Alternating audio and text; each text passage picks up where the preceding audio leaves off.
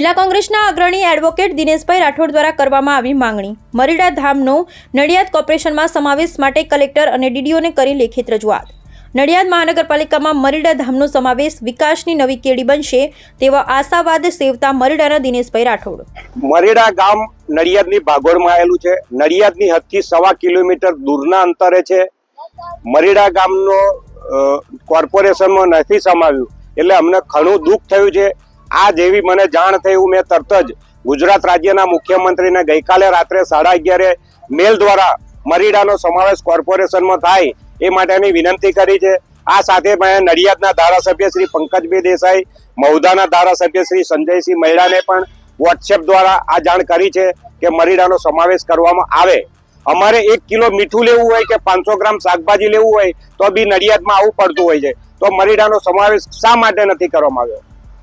આ ના કરીને મરીડાને અન્યાય કર્યો છે અને વિકાસથી વંચિત રાખવાનું એ કરેલું છે એવું અમે પોતે કહી શકીએ અને મરીડાનો સમાવેશ થાય એવી ખાસ વિનંતી છે।